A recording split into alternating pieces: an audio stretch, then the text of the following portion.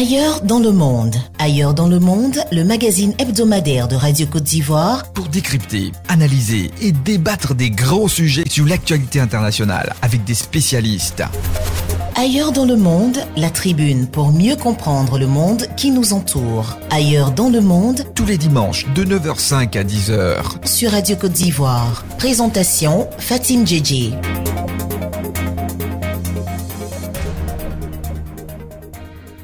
Bonjour à tous et bienvenue dans le monde merveilleux des géants du numérique. Google, Apple, Facebook, Amazon, aussi appelés les GAFA, ont considérablement modifié nos sociétés. En effet, grâce à leurs services, nous aurions des possibilités fabuleuses et inégalées d'accès à des connaissances, des prestations, des biens ou des interactions, et le tout gratuitement. Mais vous le savez, chers auditeurs en marketing, lorsque c'est gratuit, c'est que vous êtes le produit. Malgré donc cette gratuité apparente, jamais la critique sur ces entreprises n'a été aussi forte et l'inquiétude qu'elles inspirent aussi grande. Les tribunes et les déclarations se multiplient au sujet des problématiques de monopole, d'évasion fiscale, d'atteinte aux données individuelles et même à la démocratie. Entre fantasmes et réalité, quelles sont les conséquences directes et indirectes des nouvelles technologies dans nos vies? Pour en parler, je suis accompagnée du docteur Lil Nikes-Nielbien, sociologue. Bonjour et bienvenue. Bonjour Fatim, bonjour aux auditeurs. Du journaliste Thomas Guessambi. Bonjour Thomas. Bonjour Fatim. Et du politologue Dr William Aglonon. Bonjour William. Bonjour Fatim, bonjour chers auditeurs.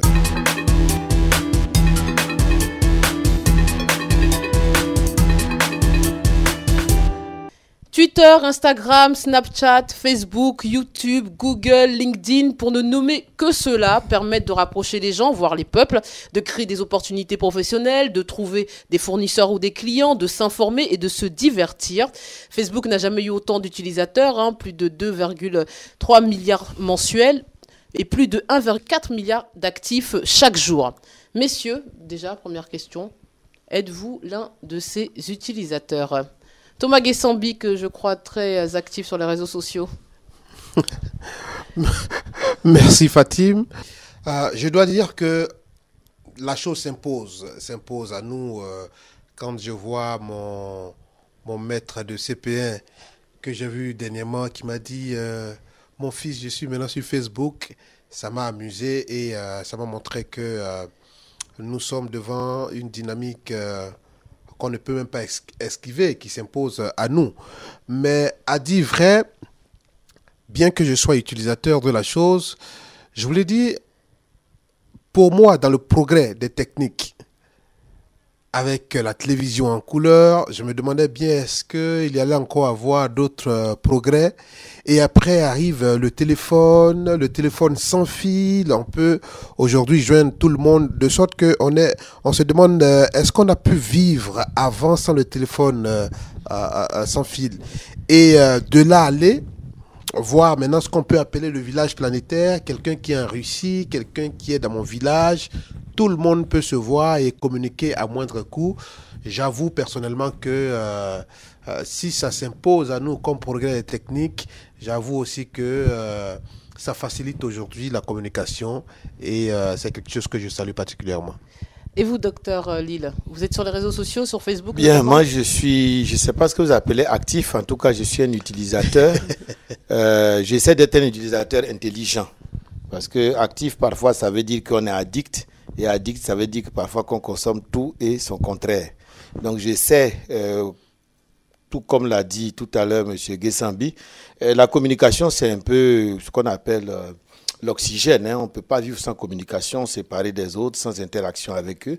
Donc je peux dire que si on remonte à l'historique, depuis l'écriture, en passant par l'imprimerie, en passant par la télégraphie, et les télégrammes, et en passant par le téléphone, la radio et tout ce qui s'ensuit, jusqu'à terminer aujourd'hui par Instagram, Google, etc., tout ce que vous avez cité. Je pense que toutes ces périodes, toutes ces technologies et autres nous ont traversées, ne nous ont pas laissés indemnes.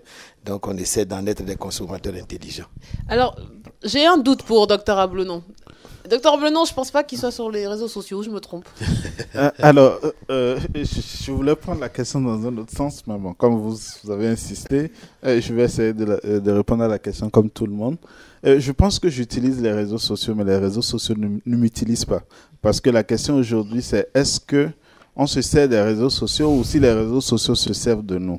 Donc, j'essaie dans la mesure du possible de les garder comme moyens et non un facteur de définition de ce que je suis ou de qui je suis. Mais pour aller un peu dans le même sens que Dr Lille tout à l'heure, en réalité, la communication ou les moyens de communication ont été à l'origine de la définition même de l'homme. C'est d'ailleurs pourquoi Aristote disait que l'homme est un animal politique, parce que c'est un être social. Et la seule différence entre l'homme et les autres, c'est que l'homme communique. Donc, en réalité, la communication n'est pas qu'un moyen pour l'homme. La communication n'est pas que le fait de transmettre un message. La communication est toujours un facteur d'autodéfinition de l'homme. Donc, c'est pourquoi il est très intéressant aujourd'hui de jeter un regard sérieux sur ces nouveaux modes ou ces modes de communication et comment est-ce qu'ils participent non pas seulement à la transformation de la société, mais à la définition et à la transformation de l'humain de façon générale. Eh bien, justement, la prochaine question, je me demandais, est-ce que nous sommes finalement face à ce qu'on a connu avec la révolution industrielle à la fin du 19e siècle?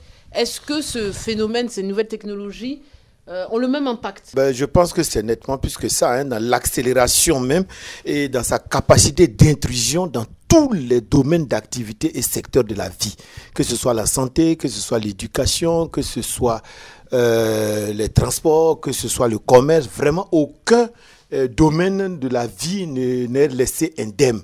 Je me rappelle en 1995, quand j'étais aux États-Unis, les Américains m'ont dit, nous avons laissé tomber l'armement parce qu'avec nous savons que la guerre du 21e siècle, celle qui va rapporter le maximum d'argent, sera la guerre de la communication. Et aujourd'hui, nous, on ne savait pas qu'ils avaient déjà paramétrer l'Internet et donc à travers ces autoroutes, les satellites qu'ils plaçaient dans le ciel, c'était une manière de contrôler totalement même le monde. Parce qu'aujourd'hui, ceux que vous citez là, les fameux 4, ce sont des Américains. Donc, on va parler après des origines, on va revenir sur ça. Mais donc pour vous, c'est une révolution? Oui, mentalement, c'est une révolution très compliquée et même socialement, et ça pose même un problème parce que c'est un renversement des paradigmes. Parce que nos enfants aujourd'hui qui manipulent mieux ces réseaux sociaux et ce traitement automatique de l'information que nous, ont quelquefois tendance même à nous éduquer. Vous voyez, c'est tellement puissant que l'éducation a tendance à s'inverser. Alors qu'avec les schémas, l'acier, la chirurgie, tout ce que vous avez donné, le train à vapeur et autres, la société était restée toujours sur ses pieds.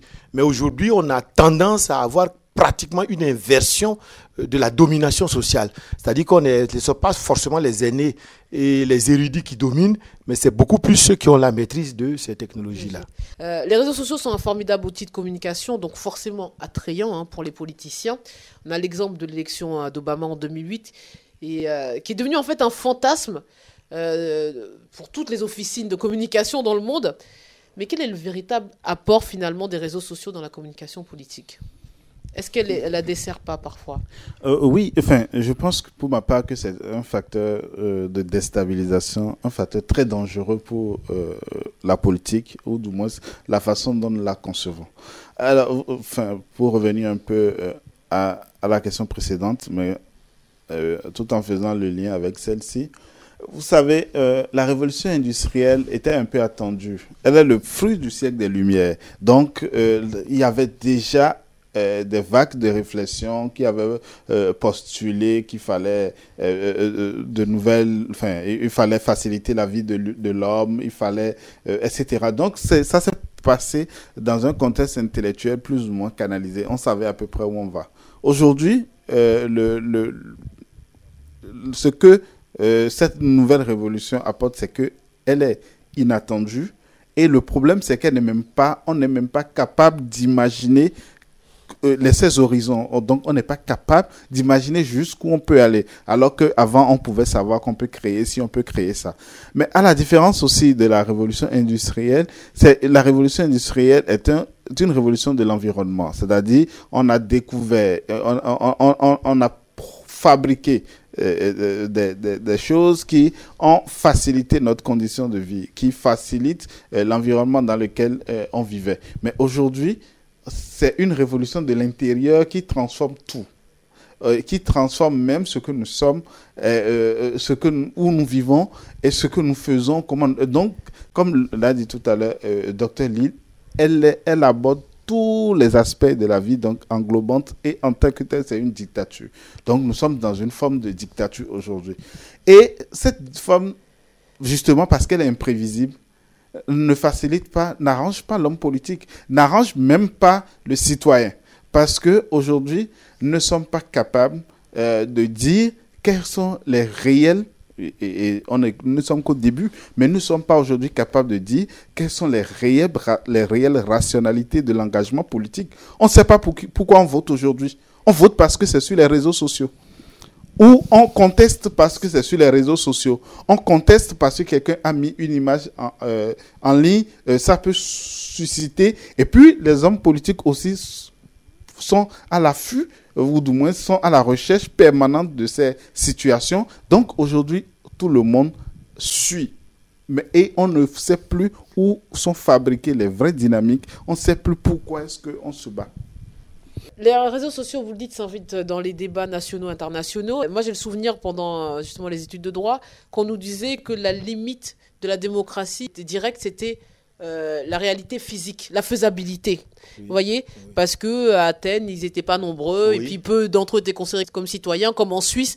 On peut voter juste en levant les bras. Donc, nous, on aurait pu croire que les réseaux sociaux, justement, allaient permettre de réunir un certain nombre de personnes pouvant interagir sur un même sujet et que finalement ça nous aurait facilité la mise en place d'une démocratie directe réelle. Mais visiblement, on n'y est pas encore. Vous avez raison sur l'intentionnalité. Mais dans la faisabilité, il y a problème. Parce que le type d'information dont nous allons tous disposer pour nous sentir concernés comme en tant que citoyens responsables et agir ensemble ou faire des pétitions ensemble, est-ce que cette information-là est réelle et avérée ? Voilà la difficulté. Parce que parfois, nous sommes comme des moutons de Panurge. Nous fonçons tous dans le même sens. En train de dire, non, ils ont failli nous manipuler, nous voler, truquer. Et à la fin, nous, chacun rentre dans ses petits souliers sans dire au revoir à l'autre. Parce qu'on s'est rendu compte que tout le monde a réagi à chaud sans rien maîtriser. Là, je parle d'un pouvoir étatique établi qui dit, je veux une consultation de ma population sur un sujet. Et puis, en temps et en heure, on a techniquement, si c'est bien fait, ça devrait être très intéressant. Vous avez parfaitement raison. En matière de sondage, je pense qu'aujourd'hui, si la question est bien posée, que la technologie est bien utilisée, sauf si nos hommes d'État sont de mauvaise foi, de manière instantanée, ils auraient le pouls de ce que le peuple pense. Mais, et c'est là où je vais intervenir, parce que quand ils nous posent des questions, nous n'avons pas tous les mêmes réalités de la question. Parce que vous pouvez nous poser une question sur votre programme politique. Nous, on peut confondre ça avec vous-même, votre propre personne. Vous pouvez nous poser une question sur un programme politique, votre personne. Mais en fonction de l'actualité du jour, nous, on peut répondre spontanément. Alors que si vous nous avez posé la question hier ou avant ou le lendemain, on n'allait pas réagir de la sorte. Et puis, vous savez qu'aussi sur les réseaux sociaux, beaucoup aiment se faire voir. Et ils ne disent pas forcément ce qu'ils pensent. Parce que parfois, c'est l'extravagance au plus outrancier, le buzz, comme on l'appelle souvent. Donc, parfois, ça aussi, ça peut biaiser les situations. C'est-à-dire que les gens peuvent, pour des questions très sérieuses, répondre en voulant faire le buzz et parfois on ne peut pas forcément traquer la réalité ou véritablement ce que les gens pensent. Alors, restons donc sur l'impact peut-être sur les populations dans des grands mouvements, on va dire, au niveau de la démocratie. On nous avait dit que le printemps arabe avait donc été impulsé par les réseaux sociaux, mais certains parlent de manipulation ou d'instrumentalisation. Alors, est-ce que finalement, ce ne sont pas là les limites, voire les risques de cette pratique ? On ne sait pas, ce que disait Dr Lille, on ne sait pas qui est derrière l'écran. Et qui a initié la publication de telle ou telle chose. On ne sait jamais d'où ça part. On sait quand ça s'embrase, mais on ne sait jamais qui est à l'initiative. Qui instrumentalise qui ? À la vérité, quand je m'assois et que je mène la modeste réflexion, les questions de conquête et de domination ne sont pas loin, que ce soit dans le sport, que ce soit dans le développement ou le progrès des techniques. Vous savez que l'Internet est parti des sciences militaires aux États-Unis, comment communiquer sans se faire entendre, comment disposer de l'ennemi. Et après, il a été vulgarisé. Mais ici, la chose se présente exactement comme un couteau à deux tranchants, même si on ne le présente pas aux citoyens du monde comme un couteau à deux tranchants. On voit seulement que les avantages. Je peux communiquer à moindre coût, mais on ne prend même pas soin de voir l'autre tranchant, qui est le contrôle de ma personne. Oui. Avant d'être usager, il y a des informations qu'on vous demande et qui fait que vous êtes exposé. Ou du moins qui fait que vous pouvez vous cacher à vous-même, mais pas à ceux qui actionnent cette chose. Vous êtes identifié dans tous les cas. Bien entendu. Et moi, j'ai eu du mal, par exemple, à aller sur Facebook, naturellement, parce que je ne voulais pas donner mon numéro de téléphone, je ne voulais pas donner mes adresses précises. Mais après, c'est un peu comme une vague de mer grondante qui vient et qui vous happe, à la limite. Donc, et là, vous avez beau résister comme moi, à un moment donné, on vous dit, on vous donne 48 heures pour donner telle information, sinon votre compte sera bloqué. Alors que vous avez déjà des amis avec lesquels vous conversez, avec lesquels vous échangez en matière de business et beaucoup d'autres intérêts. Donc, voici la réalité qui ne nous est pas présentée, mais je reste convaincu qu'en appelant...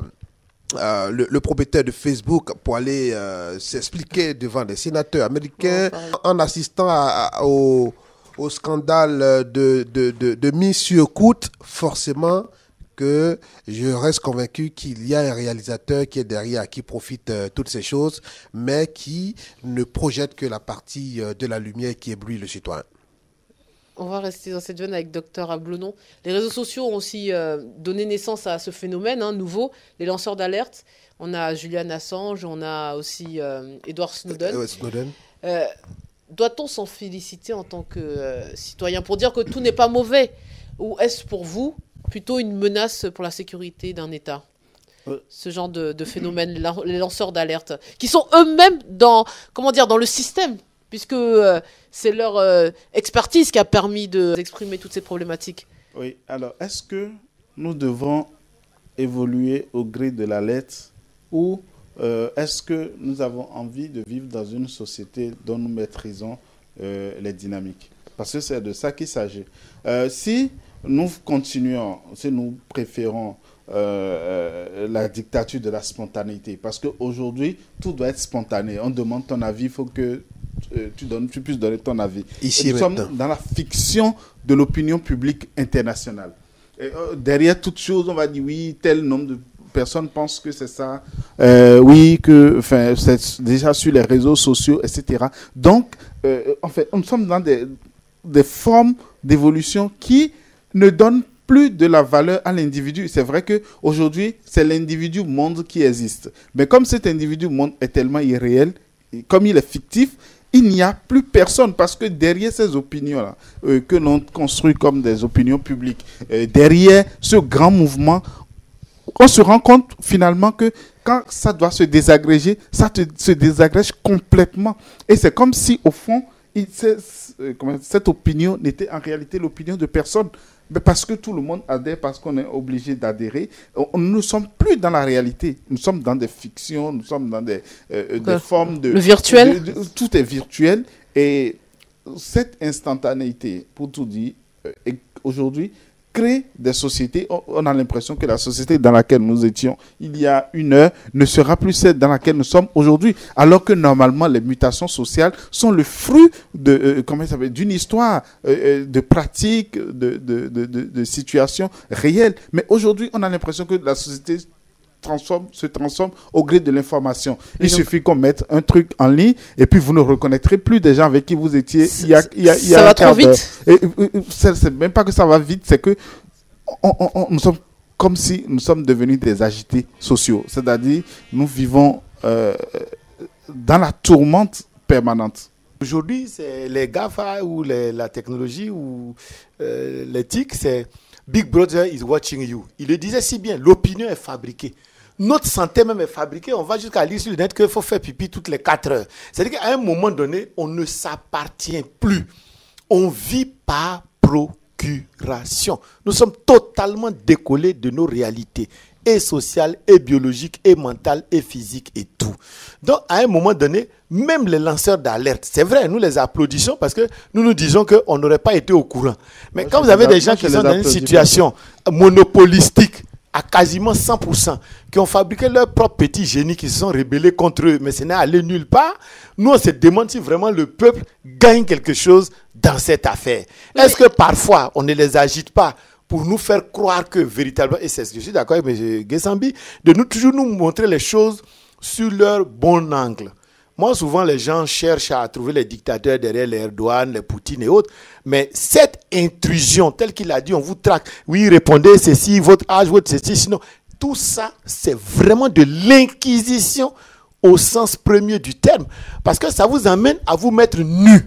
Et une fois que quelqu'un se déshabille, il est très fragile. On peut mieux le manipuler. Mais personne ne nous oblige. J'entends de la ben servitude, mais volontaire. Non, je le dis. Pourquoi? Personne ne nous oblige à avoir des comptes sur les réseaux sociaux. Pourquoi? Vous nous avez demandé tout à l'heure de référer à nos métiers. Aujourd'hui, un politicien qui ne va pas sur les réseaux sociaux, il n'aura aucun follower. On est d'accord. Un enseignant qui ne va pas sur le net ne sera jamais écouté puisque les premières questions, quand il rentre, proviennent du net. Un médecin qui veut soigner ses patients aujourd'hui sans leur parler du net, parce que dès que vous commencez, oui, j'ai lu ma température doit être de temps, eux-mêmes commencent à être des médecins. Vous arrivez dans la sécurité, et là je vais abonner toujours dans son sens, nous sommes en sécurité insécure. C'est-à-dire qu'on nous montre toutes sortes de gadgets qui nous sécurisent à mort. Et pour nous sécuriser, on nous demande de donner toutes sortes d'informations sur nous-mêmes. Donc à la fin, on est en sécurité, on essaie contre qui, mais on est en totale insécurité contre tous ceux à qui on a donné nos informations. D'ailleurs, aujourd'hui, il y a des grandes databases qui gardent toutes les informations des entreprises et les plupart les plus huppés sont aux États-Unis. Je vous laisse deviner le reste. Des big data. On est obligé. Regardez par exemple cette vague d'inondation qu'on a connue. Mais le tranchant du couteau, là où il est intéressant, c'est quand on a un ami qui écrit chez moi à Yopougon ici, voici, il pleut l'eau à tel niveau. Comment ça se passe dans votre quartier? Mais c'est sur les réseaux sociaux, ce n'est pas à la radio, ce n'est pas à la télévision. Donc celui qui n'est pas connecté, à la limite, il s'expose aussi à tout ce qui peut être dangereux. Même l'État s'en est saisi, il nous donne les numéros verts, il nous donne aussi les... Bien entendu. Donc ça s'impose aujourd'hui à nous. Et je me dis, on aura beau résister, c'est un peu comme le disait cet écrivain, il dit chacun a un prix, on aura beau résister, on finit par être acheté. On va évoquer rapidement le comportement de l'individu lambda, voire des plus jeunes. Hein. Vous l'avez dit en termes de l'émission, on a l'impression que ces outils souvent utiles, mais non indispensables, encore une fois. Merci. On crée de l'accoutumance, voire de la dépendance chez leurs usagers. Comment l'expliquez-vous? Et est-ce parce que nos sociétés sont de plus en plus individualistes? Quels sont les ressorts de ce succès? On a déjà le phénomène des selfies, où chacun se prend en photo, peu importe le lieu, peu importe l'heure, peu importe la tenue. On a créé des habitudes chez les gens, ce système de validation par les likes. C'est qu'on apprécie, on a tel nombre de likes. Est-ce que ce sont tous les outils utilisés qui nous amènent à cette addiction ou vous l'expliquez autrement? Bien, il faut savoir que l'homme a toujours eu un problème en sociologie ou en psychologie d'estime de soi. Est-ce que je plais pas? Est-ce que je suis beau, je suis pas beau? Est-ce que je suis in ou je suis out, comme on dit? Et les réseaux sociaux sont un beau ressort pour que l'être humain teste son estime de soi à la seconde. Et c'est un jeu très subtil. C'est la dictature du paraître, comme je dis. Parce que après la dictature de l'être qui était dans l'Antiquité, qui es-tu? On a eu la dictature de l'avoir, qu'as-tu? Aujourd'hui, quand on paraît. Donc, c'est la dictature du paraître. Et même ceux qui n'ont pas ont le droit de paraître. Voyez-vous, même il y a des gens dans l'autodérision parce qu'ils n'ont rien, paraissent et ont des followers. Et ça peut les amener à avoir... Donc, mais il n'y a rien de plus faux qu'une image. Bien sûr, mais justement, l'homme a toujours besoin d'images pour se sécuriser, pour se sentir aimé. Parce que c'est l'image qu'on apprécie. C'est-à-dire quand on vous voit... Parce que pourquoi on a fabriqué le miroir? C'est pour avoir le reflet de soi, pour voir si on s'apprécie ou si on se déprécie. Et aujourd'hui, ces réseaux sociaux fonctionnent comme des miroirs. Et des miroirs instantanés qui peuvent vous refléter votre image à travers la terre. Aujourd'hui, vous postez une photo, à la seconde des États-Unis, de partout, on vous renvoie tout de suite une image réconfortante. Parce que vous savez aussi qu'entre humains, c'est difficile de dire à quelqu'un, vous êtes dégueulasse. De telle sorte que ça permet de passer un contrat de dupe d'estime de soi moins cher. C'est-à-dire, c'est de l'hypocrisie, en fait. Oui, je vais un peu dans le même sens que lui. Mais au fond, ce que ces réseaux ont réussi, c'est de nous donner la possibilité de vivre dans l'irréel et de renoncer complètement au réel. Aujourd'hui, nous nous plaisons tellement dans l'irréel que le réel ne nous intéresse plus. Si c'était possible de manger virtuellement, les gens seraient très heureux de prendre leur repas. Ils font d'autres choses virtuellement, on va en parler. Que de prendre leur repas de façon virtuelle. Aujourd'hui, c'est tellement plus facile pour nous d'être couchés dans notre lit et de discuter avec quelqu'un qui se trouve peut-être à 2 pas de chez nous que de sortir et de le rencontrer dans la rue. Donc, on s'y plaît tellement, on est tellement heureux dedans que on ne cherche plus à remettre ça en cause et on le vit un peu comme une fatalité. Donc, en réalité, nous sommes des prisonniers qui aiment tellement notre prison que ça ne peut que se perpétuer. Parce qu'en réalité, nul ne pense même, ne songerait même à remettre cette façon de vivre en cause.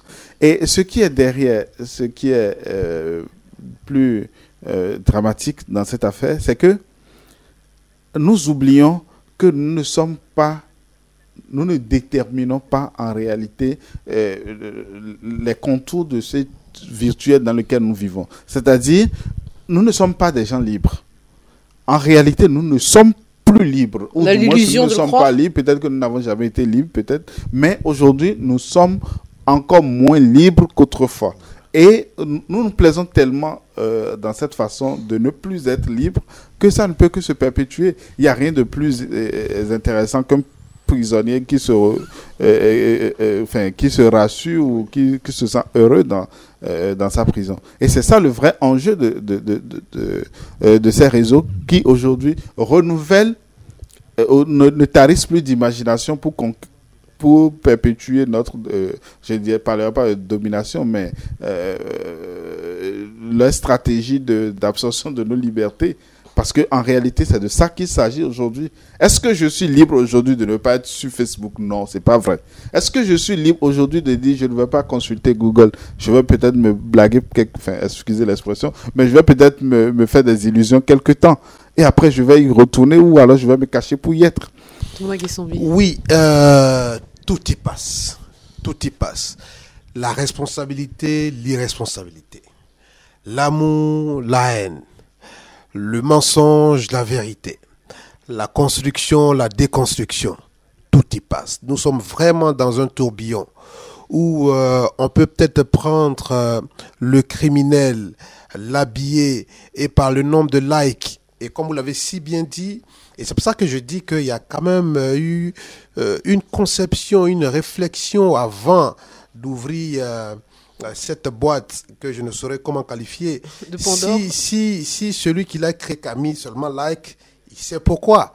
Pourquoi est-ce qu'il n'a pas mis le contraire de l'amour ou bien j'aime, c'est j'aime et j'aime seulement qu'on met. Donc c'est ça la vérité. Au point que quelqu'un peut se lever aujourd'hui après avoir posté une photo, sa journée peut être gay ou bien peut prendre un coup en fonction du nombre de likes. Vraiment, je me sens pas aimé aujourd'hui, je ne suis pas suffisamment aimé et c'est vraiment dommage. Au point que je me dis, même aujourd'hui, dans les temples, il y a une autre façon même de présenter l'évangile aujourd'hui sur les réseaux sociaux. En tout cas, rien n'échappe aujourd'hui aux réseaux sociaux, au point qu'on se demande, et c'est pas sous notre optique ici où nous sommes consommateurs de tout, sans mesure, que la politique ne va pas s'y inviter pour voir déjà qui va gagner les élections et comment ça se passe. C'est vraiment dommage, et comme le disait Dr Lille, moi je pense que c'était une affaire de sorciers. Voilà, la sorcellerie se passait entre eux et nous autres on était mangés tranquillement et sans doute qu'ils ne se sont pas entendus sur une victime et c'est de là que les Snowden sortent pour dire vraiment si tu me donnes pas cette part, moi je vais te dire qui nous sommes. Mais c'est vraiment de la haute sorcellerie et c'est quand des bribes leur échappent en eux que nous on peut se réjouir pour dire vraiment il y a eu de l'avancée. Alors j'aimerais qu'on parle aussi de l'aspect financier qui est important. Résultats financiers records, capitalisation boursière au plus haut. Les GAFA ont encore étendu leur emprise sur l'économie mondiale en 2017. Mais les GAFA sont aussi les champions de l'optimisation fiscale. Facebook, je crois, paye finalement peu d'impôts. En Europe, aux États-Unis, Amazon. Trump a encore lâché un tweet sur Amazon. Mais est-ce que les États ont les moyens de les contraindre. Puisqu'on sait que ce que rapporte GAFA représente le PIB du Danemark, qui n'est pas un pays en voie de développement. L'Europe s'y met même à plusieurs, mais ils font rien, puisque avec les 4 milliards qu'ils ont récupérés, les gens sont autour de 2300 milliards de dollars. Et la plupart des bénéfices sont rapatriés aux États-Unis, donc c'est très simple, les paradis fiscaux. Vous savez, aujourd'hui, un État ne peut rien faire. Parce que quand on vous parle de modernisation de l'État, qu'est-ce que ça veut dire? C'est donner toutes ces informations à ces big data.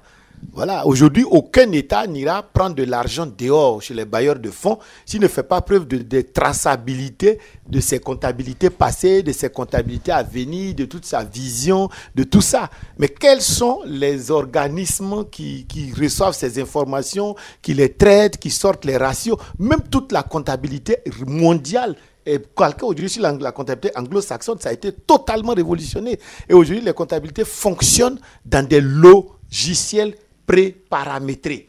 Donc, vous voyez que tous les États sont nus face à ces grandes entreprises de communication et le CAC 40. Qui manipule le CAC 40? Le CAC 40 est nettement plus fort que tous les États que vous allez imaginer sur la Terre. Aujourd'hui, il y a 3 bourses. Mais si vous savez que le monde entier est tenu par ces bourses, et ces bourses, ce n'est qu'une application instantanée de l'information financière, de l'économie financière. En un clic, on dit vous n'avez plus telle note, on ne vous prête plus, vous êtes obligé de rembourser dans telles conditions. On a vu avec la Grèce, on a vu des pays qu'on nous disait développés, qui sont devenus sous-développés du jour au lendemain, d'une minute à l'autre. On l'a vu avec l'Argentine, on a vu avec le Brésil, on le voit aujourd'hui avec le Nicaragua, etc. Ça veut dire qu'aujourd'hui, l'homme politique devient un tout petit outil à manipuler dans la main de ces GAFA. Donc, même Donald Trump, il est à la fois produit et combattu, et il est à la fois, il se sert de tous leurs rapports financiers dans l'économie américaine, donc c'est extrêmement... Mais il leur demande plus d'efforts, justement, pour la nation. Oui, d'abord, les États sont des escrocs. Et c'est ça qui m'élève dans cette affaire où on a l'impression que tout ce qui intéresse les décideurs publics aujourd'hui, c'est ce qu'ils peuvent racketter. C'est tout ce qu'ils peuvent prélever et les vrais enjeux ne les intéressent pas. Et je prends un chiffre par exemple. WhatsApp, 23 milliards de dollars, produit par 55 personnes. Peugeot, 130 000 personnes. Donc WhatsApp, c'est quoi? C'est 5 ans d'existence. Donc en 5 ans, 55 personnes ont produit 23 milliards de dollars. Et ce n'est que du bavardage. Voilà. Et Peugeot, 130 000 personnes, plus d'un siècle d'existence, produit moins de 10 milliards de dollars. Donc, ça veut dire quoi? Ça veut dire qu'aujourd'hui, 55 personnes en 5 ans produisent plus que 130 000 personnes en un siècle. Donc, ils produisent à peu près le double, un peu plus du double. Donc, ça veut dire quoi? Ça veut dire que notre société de demain est fébrile. Parce que le travail aujourd'hui fait partie des déterminants de la société. Le travail fait partie de la définition de l'homme. Aujourd'hui, tu ne travailles pas, tu n'es pas. Et nous sommes en face... On peut travailler sans être à l'usine aussi. Oui, parler de Peugeot, d'accord, Renault. oui, mais ça fait, nous sommes quand même dans des situations où c'est une petite élite, ne travaille pas à WhatsApp qui veut, et tout le monde ne peut pas être génie dans la société.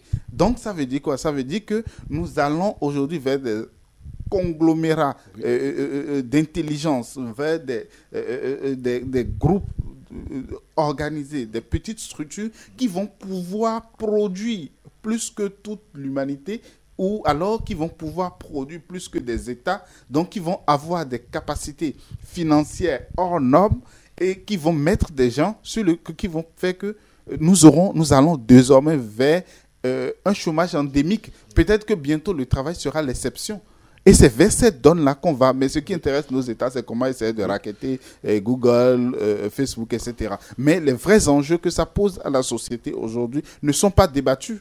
Et c'est ça le drame de cette affaire. Et ce qu'il dit est vrai parce que tout le travail de l'industrialisation en France a été détruit par l'automatisation, par la numérisation, ce qu'on appelle la fameuse productivité. Et quand j'étais aux États-Unis, on avait un cas clinique où 11 salariés produisaient 11 000 $. Et on nous montrait ça, 11 ingénieurs, on nous montrait ça comme le futur de la productivité. Et c'est ce qui est en train d'être démontré. Parce que vous verrez que ces 55 personnes qui produisent les 23 milliards de dollars prennent cet argent dans la poche de nous tous. Et c'est-à-dire que nous, on reste au chômage et ils arrivent quand même, parce qu'aujourd'hui, remarquez en Afrique, même quand quelqu'un n'a pas à manger, il a quand même un portable. Mais est-ce que c'est pas un problème justement à prendre autrement du côté étatique? Parce que là, on est face à une situation de domination américaine à laquelle nous sommes aujourd'hui confrontés, qui n'était pas prévisible il y a 20 ans. Souvenez-vous. Certes, Microsoft et Apple régnaient déjà sur les systèmes d'exploitation dans la micro-informatique, mais dans les équipements télécoms, les géants étaient en grande partie européens, comme Nokia et Ericsson. Mais depuis, les fabricants asiatiques ont tout balayé sur leur passage dans ce domaine, y compris l'américain Motorola, à l'exception d'Apple, qui a réussi un tour de force en s'appuyant sur un écosystème exceptionnel et totalement fermé. On a l'exemple chinois, je vais évoquer ça avec vous, Thomas, qui a ce qu'on appelle les BATX. Il y a Baidu, Alibaba, Tencent, Xiaomi qui figurent parmi ces gigantesques sociétés high-tech ultra puissantes qui sont l'équivalent d'Instagram, Twitter, Facebook, tous ces réseaux sociaux qui sont interdits en Chine. Donc est-ce qu'il n'y a pas aussi une négligence de la part des États? L'Europe s'est laissée bouffés par les Américains, les Chinois s'en sortent très bien, ils n'ont pas de Facebook, ils ont interdit tous ces réseaux sociaux, et ils ont les leurs avec les mêmes proportions en Chine.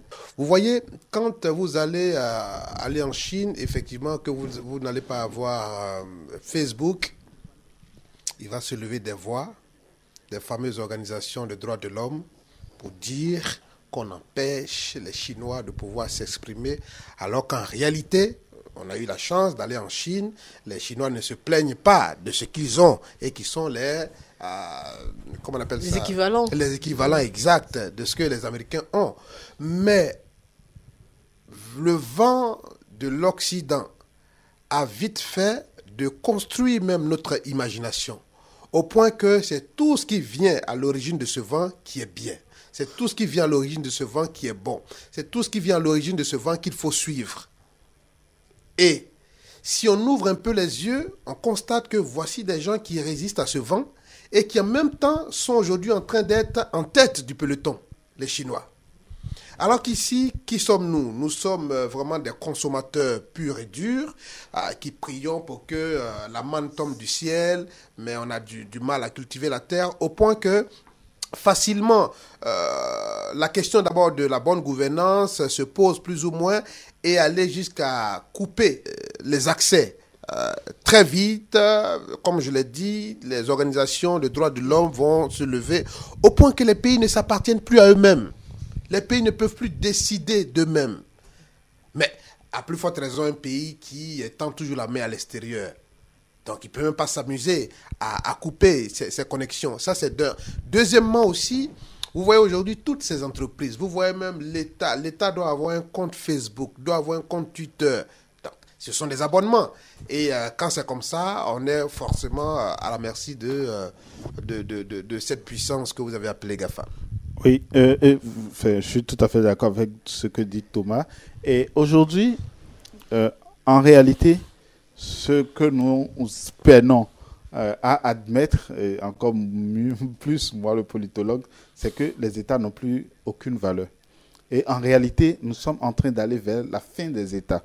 Et c'est ça qu'on n'est pas prêt à admettre.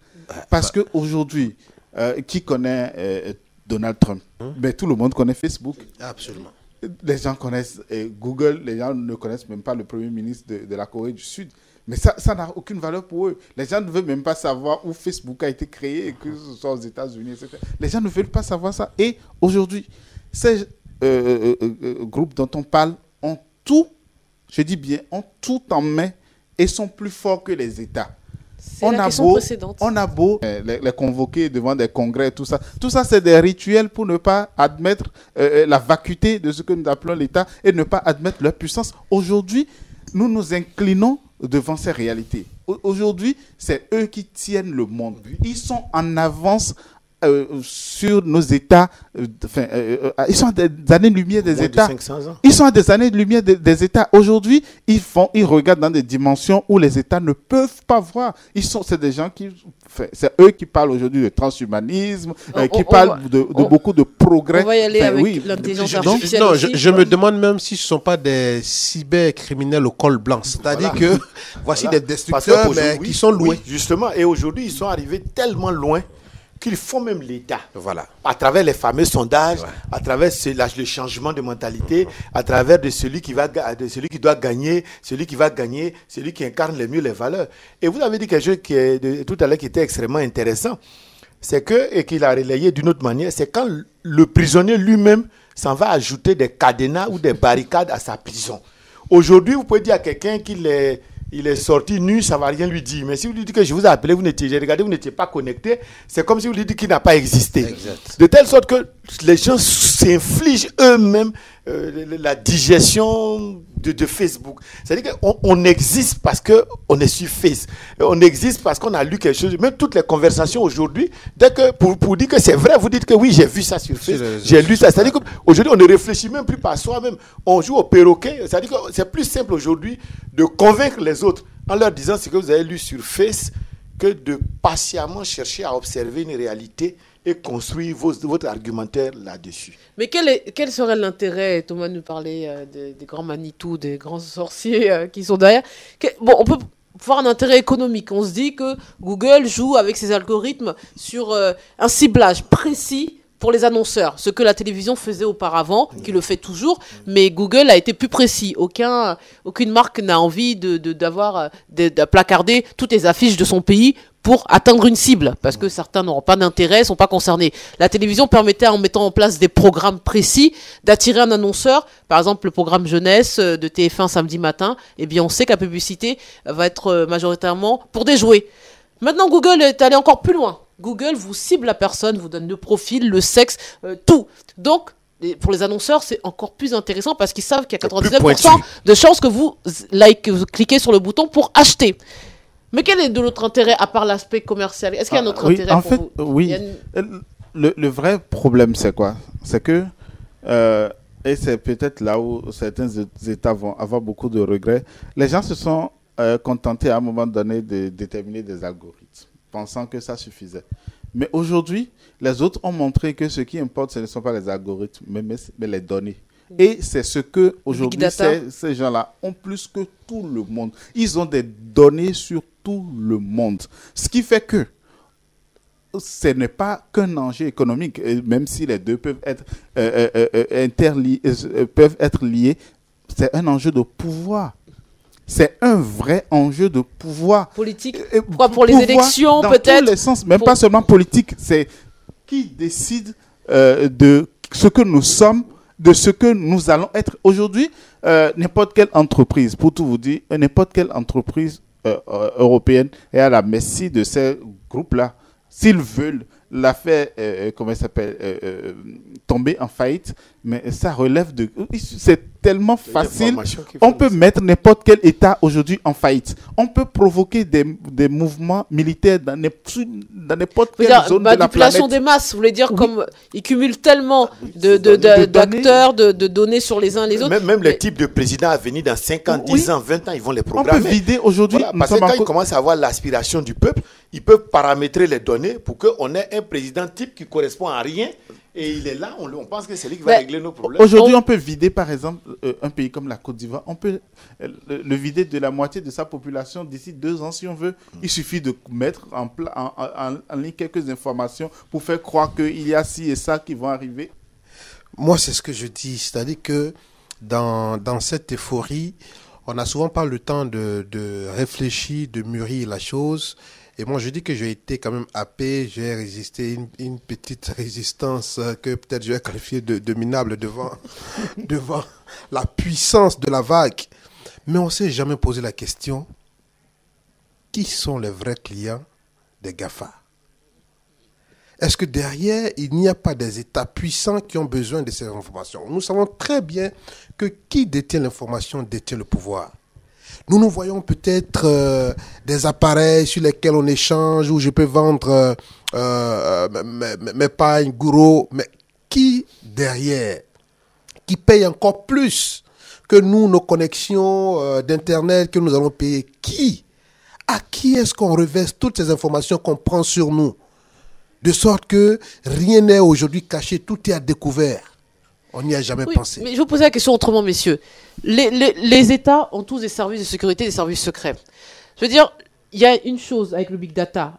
Ces GAFA ont la capacité peut-être physique d'avoir des informations. Mais après, il y a aussi le traitement.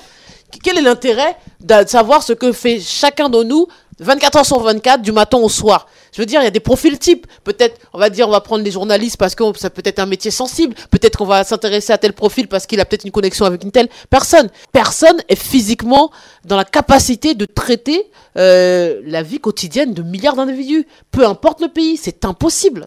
C'est impossible. Donc, qu'est-ce qu'ils font? Vous dites quoi? Ils stockent pour le jour J, le jour où ils auront une opportunité? Non, vous savez, aujourd'hui, ils nous vendent l'information périssable à la minute. Et nous, on pense que c'est difficilement traitable. Mais pendant ce temps, ils inventent des cerveaux numériques de plus en plus sophistiqués. Et donc, ils vont de plus en plus loin dans le traitement fin des informations. Et puis, comme on l'a dit, ça dépend qui peut leur résister par rapport à quoi. Tant que vous êtes des consuméristes, vous avez votre carte bancaire, vous vendez le e-marketing et autres, ces choses-là, vous êtes dans la droite lignée. Et tant que vous êtes dans le paraître, les selfies, vous êtes dans la droite lignée. Quand vous êtes dans la, comment on appelle ça, dans la consommation facile, la médecine, la santé, tout le monde va se soigner, vous ne représentez jamais un danger. Mais il est évident que à travers les hackers, à travers certains pays qui ne vont pas tout droit dans le libéralisme économique et autres, là vous devenez des résistants. Et là, du coup, votre information est traitée plus particulièrement. Parce que même si vous êtes des milliards, que vous êtes des moutons, vous êtes facile à traiter naturellement. Vous voyez-vous? Parce qu'aujourd'hui, tant que vous aimez la vie facile, et aujourd'hui, ils ont réussi quelque chose qui est très dangereux, c'est qu'ils ont vendu du plaisir à tout le monde. Si vous prenez ces réseaux sociaux, tout ce qui est prostitution est extrêmement développé. Tout ce qui est vente de drogue est extrêmement développé. Tout ce qui est la cybercriminalité, exactement, est très développé. De telle sorte qu'il y a des... C'est-à-dire que la force de ces GAFA, c'est que chacun trouve midi à sa porte. Vous voulez être très sérieux, créer des argumentaires, il y a des sites très sérieux, vous faites des recherches et vous pouvez vous préserver comme vous voulez du reste. Mais si vous voulez être le plus pervers de la terre, vous serez servi.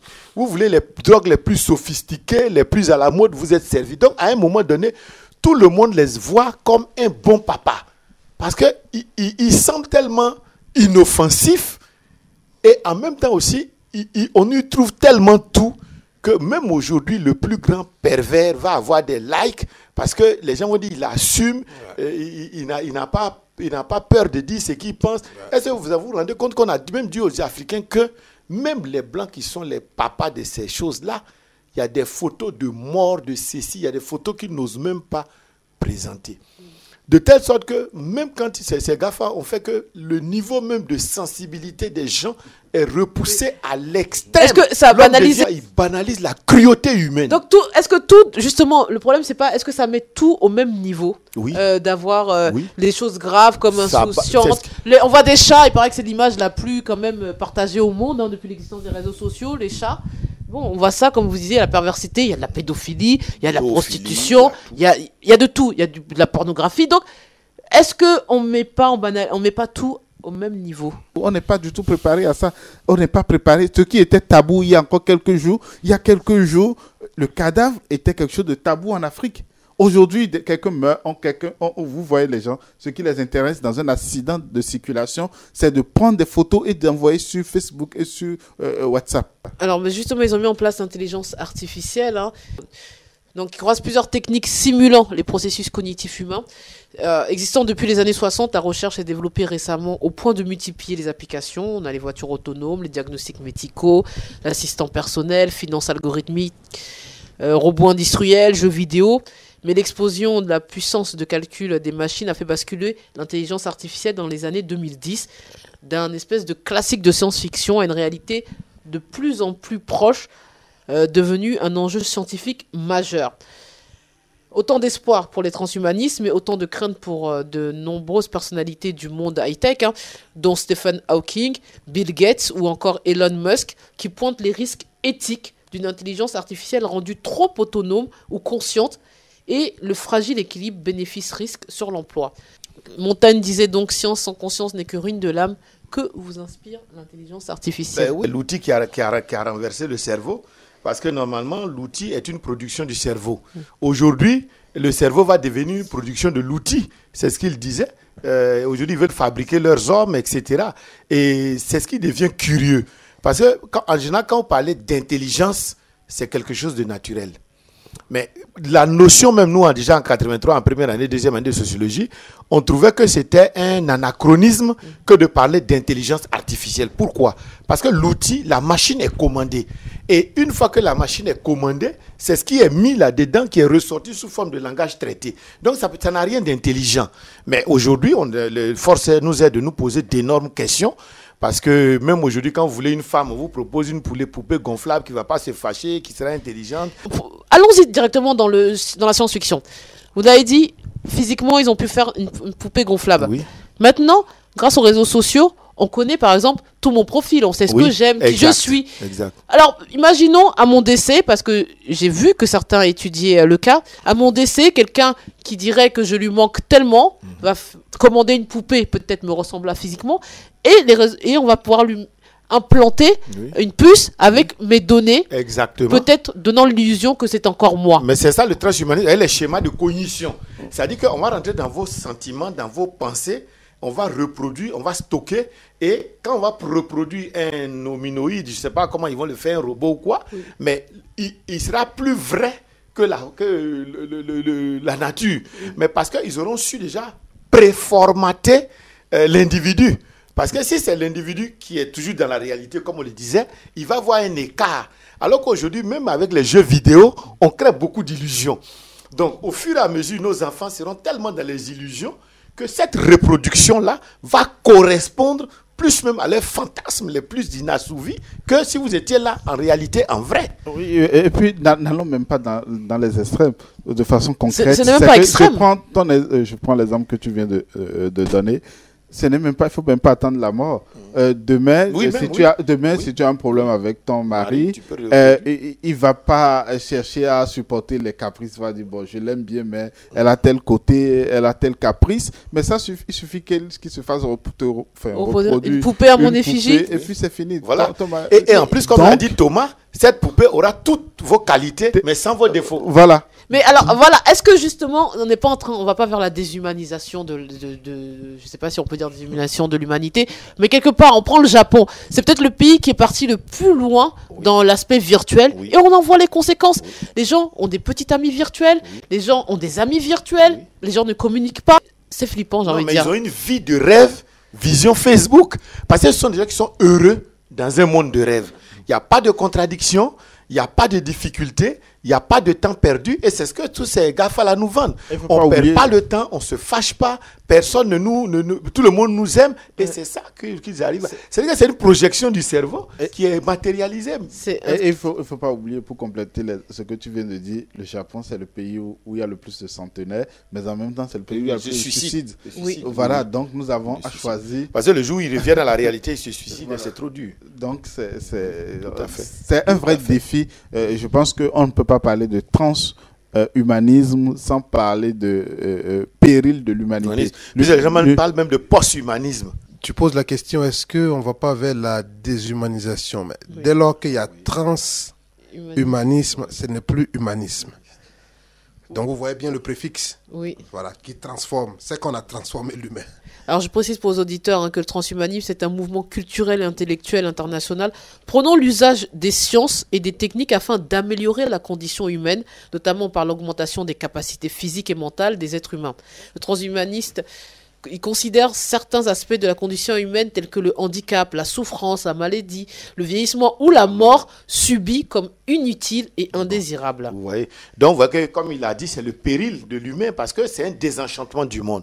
Parce que l'homme s'arrêtait toujours là où il allait vieillir un jour, là où il allait mourir un jour, là où il pouvait être handicapé, et ça le rendait encore humain. Ouais. Et la souffrance aussi le rendait humain. Ouais. Mais quand vous lui dites que tout ça est injuste, ça ne doit pas exister, et que vous faites carrément une apologie quasiment du chaos que vous allez reconstruire. Et c'est là où ces sciences-là sont dangereuses. Parce que ce sont des sciences sans concept. Ce sont des sciences qui capitalisent sur les gains. Quelqu'un handicapé, on va lui faire une main qu'on va robotiser et il va retrouver telle motricité, on est content. Quelqu'un a failli mourir du cancer, on lui ampute de ceci. Donc vous voyez que... Mais les contre-coups de cette histoire, est-ce qu'il reste encore un homme? Ouais. Vous allez prendre une femme aux États-Unis, tout son corps est trafiqué. Ouais. Elle n'a rien de naturel sur elle. Et c'est ce qui est 100% fantasmé. Ouais. Bon. Est-ce que vous pensez qu'on est encore avec l'humain? La mort, on prend les cellules, on prend les ADN, on les, comment dirais-je, on les garde sur 400, 500, 600 ans. Et les cryo, ils ont un terme là. Et on s'est dit que plus tard, bon, vous voyez, donc à un moment donné, la question, transhumanisme, utopie ou danger de l'humanité? Non, peut-être que en nous entendant parler, on peut se dire, mais quel sacré conservateur. Mais mon inquiétude, c'est que je me demande si l'humanité est préparée à tant de progrès en si peu de temps.